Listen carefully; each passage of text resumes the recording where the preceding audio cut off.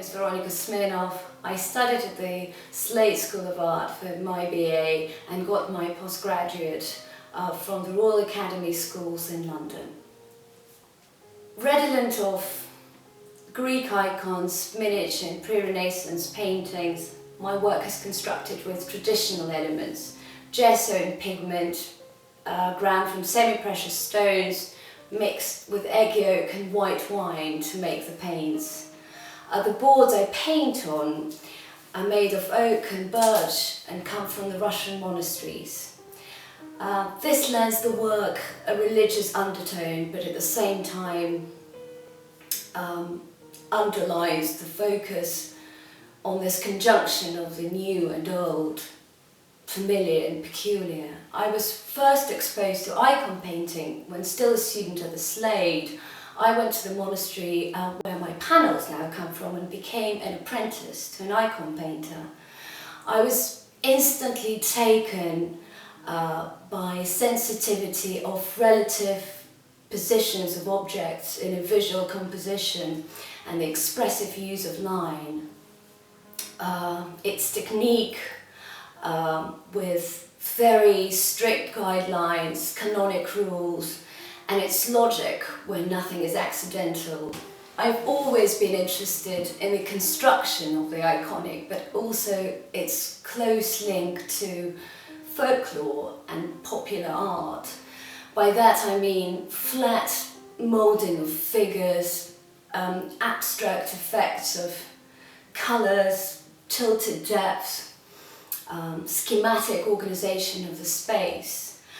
Now, anachronism of extempore nods towards Byzantine representation and Asian tradition, which disregard perspective and dissolve realism as such by rendering their subjects as visions. That's an antidote to Western representation with its chiaroscura and the use of lens to depict an experience of reality. I was absolutely fascinated by predetermined modes of conceptualizing the landscape, where nature is seen through the prism of culture, not merely depicting a flower, a tree, or a mood, but making a statement. I borrow from these historical languages to try and explore a different sensibility in my work.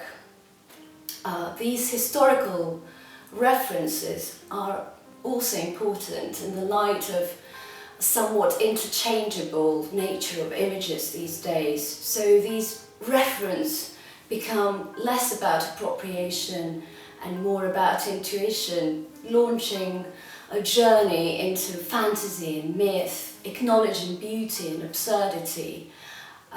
Symbolic appearance of my work is a bit of a red herring in a way. I allude to allegorical discourse to create ambiguous narratives filtered through aesthetical principle. The subject always remains the practice of painting. I was born in Moscow and I spent most of my time living by the riverside, right next to the biggest confectionery factory in Moscow. Now the fun bit about it was when the river freezes over the winter, all the fishermen can come out to go ice fishing, and this was the most amazing visual delight for me. I then moved over to the UK at the age of 13 and went to boarding school up in Scotland. I come from religious background and my family was often visiting the monastery called Optinapostin, about 300 kilometers away from Moscow, where I first got exposed to the technique of icon painting.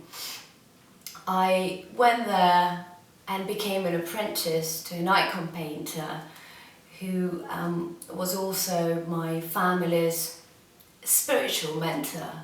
Stayed in the monastery for a while and started with the basic learning of the technique as such, mixing the paints, preparing the emulsion with egg yolk and white wine to grind the pigment before we mix it up.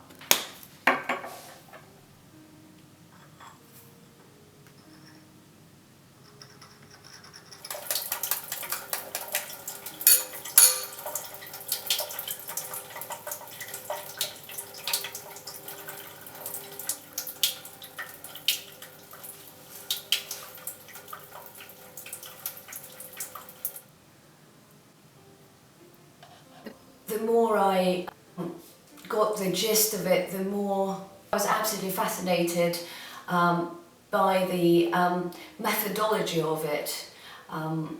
Strict guidelines, facial expressions, distorted proportions. It's logic that where nothing was accidental. I was absolutely drawn by layers and layers of pigment being built up to create this palpable texture, and then sometimes it would be absolutely sort of sanded down to its sedimentary substance. This is another example of an early stage of a painting. This is a base layer that has been applied very quickly and vigorously, vertically. As you can see, it might alter and will transform itself completely. I think with this particular example, the trick would be to look for this tension between rejection and recognition. That, in a way, would give me the window into channeling a narrative and a composition that, of course, at this stage involves boundless possible narratives and a journey into imagination, fantasy and memory.